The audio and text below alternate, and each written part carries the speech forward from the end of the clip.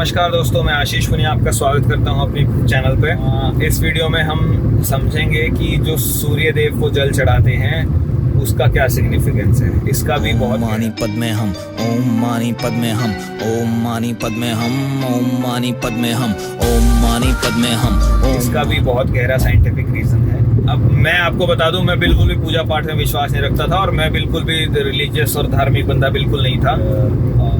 Parents starting में बोलते थे कि बेटा मंदिर भी जाना चाहिए, जोत भी लगानी चाहिए, सूर्य को जल भी देना चाहिए, बहुत फायदे होते हैं। बट किसी ने ना साइंटिफिक तरीके से कोई फायदे नहीं बताए, तो मुझे सब इलॉजिकल चीजें लगती थी और मुझे लगता था कि सब बकवास है।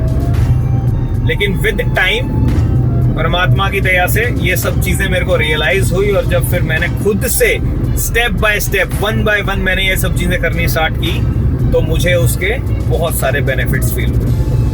तो अब मैं ये बातें जो आपको बता रहा हूँ, ये कहीं से पढ़ी पढ़ाई बातें नहीं है, ये सिर्फ मेरी ऑब्जर्वेशन है और मेरा एक्सपीरियंस है, जिससे मैं ये चीजें समझाऊं और आपको समझाने की कोशिश करता हूँ। और मैं पहले ये सोचता था कि भाई सूरज को जल चढ़ाऊंगा मैं, सूरज को बड़ी प्यास लगी है कि जो मेरे जल चढ़ाने से उसकी प्यास मिटेगी, ठीक है।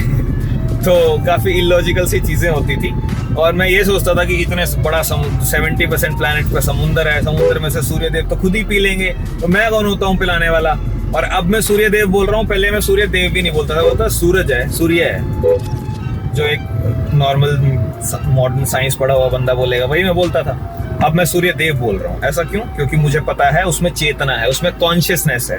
हमारे शास्त्र या फिर हमारा सनातन धर्म हमें ये सिखाता है कि हर चीज में कॉन्शियसनेस है, हर चीज में चेतना है। जल में चेतना है, धरती में चेतना है, सूर्य में चेतना है, चंद्रमा में चेतना है, हर चीज में चेतना है, हर चीज जागृत है।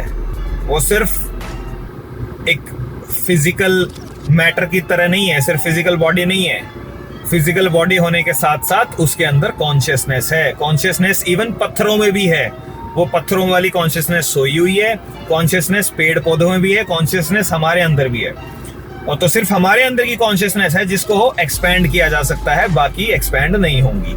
और सिर्फ हमारा ह्यूमन फॉर्म एक ऐसी है जिसके अंदर कॉन्शियसनेस रेज करके हम इस cycle of birth and death से बाहर निकल सकते हैं। जो देवी देवता है वो भी एक सर्कल में बंधे हुए हैं, उनकी रूल्स एंड रिस्पॉन्सिबिलिटीज हैं, ड्यूटीज हैं जो उनको फुलफिल करनी है। सूर्य देव की रिस्पॉन्सिबिलिटी है कि उन्हें सुबह इस टाइम पे निकलना है, मतलब निकलना है, वो लेट नहीं हो सकते या फिर वो अपनी छुट्टी नहीं कर सकते, वो रेगुलर है। और उनको मुक्ति भी नहीं है जब तक ये पूरा का पूरा साइकिल, एक पूरा मनवंतर पूरा खत्म नहीं हो जाता। तो सूर्य देव को जल चढ़ाने से क्या बेनिफिट होगा? पहली बात तो आप सन गेजिंग, अगर आपने सुना हो तो एंशिएंट टाइम पे सन गेजिंग की जाती थी कि सूरज जब निकल रहा है, सुबह सुबह उठ के सूरज को देखा जाता था।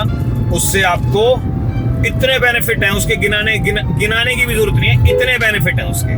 This planet is sun powered. Basically हर जीव को एनर्जी सन से मिलती है। Basic source of energy is सन।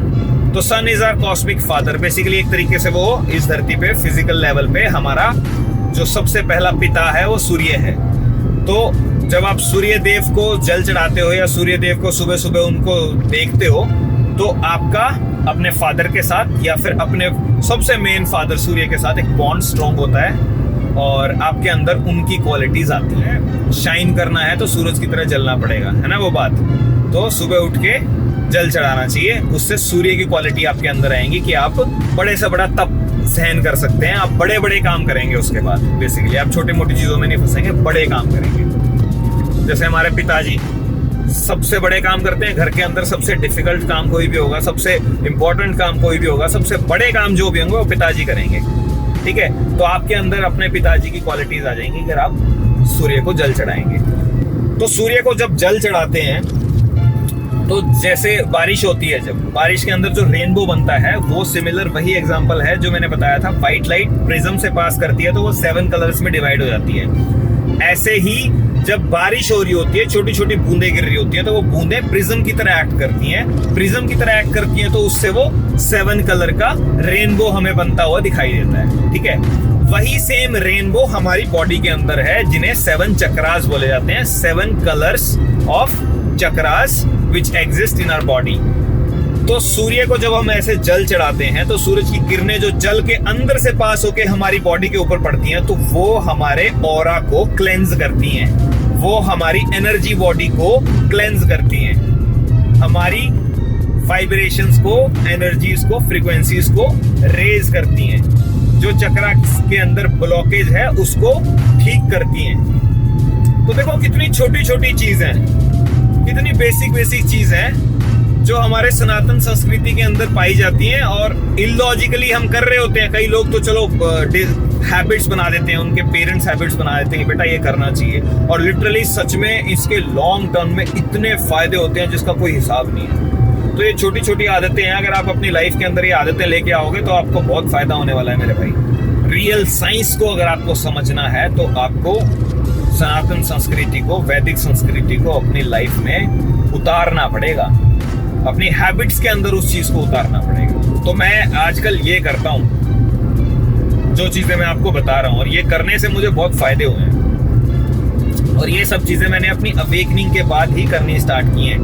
हाँ, एक टाइम ऐसा भी आता है जब आप अवेकन होते हो, आप सारी चीजों को डिस्कार्ड कर देते हो। मैंने मूर्ति पूजा, मंदिर जाना, ये वो सब चीज डिस्कार्ड कर दी, क्योंकि मैं एक ऐसी स्टेज पे पहुंच गया कि इनकी कोई जरूरत नहीं है, इनके बिना मैं हर चीज को प्राप्त कर सकता हूँ, और वो भी सही है। लेकिन वो समझना, वो इनिशियल स्टेज है। जब आप उसी स्टेज के अंदर थोड़ा और आगे बढ़ेंगे, अपनी साधना करेंगे, अपनी अवेकनिंग के अंदर थोड़ा और आगे जाएंगे, तो आपको इनकी साइंस समझ में आने लगेगी, जो ऋषियों ने कितने साल पुराने, 10,000 15,000 साल पुराने बातें बता रखी हैं और चीजें बता रखी हैं कि ये करना चाहिए। ये चीजें जो मैं बता रहा हूँ ना, ये मंदिर के पुजारियों को भी नहीं पता होती है, जो शास्त्र पढ़ते हैं उनको भी नहीं पता होती है, और ये मुझे लगता है कहीं पे लिखी भी हुई भी नहीं है। अब पता नहीं, मैंने कोई सारे शास्त्र तो पढ़े नहीं है, तो मुझे कई चीजें लिखी हुई नहीं मिली। मैं जस्ट अपनी ऑब्जर्वेशन और अपने एक्सपीरियंस से आपको ये सब चीजें बता रहा हूँ, ठीक है। आशा करता हूँ आपकी लाइफ में इससे कुछ पॉजिटिव चेंज आएगा और आप ये चीजें करेंगे और दूसरों को भी प्रेरित करेंगे करने के लिए।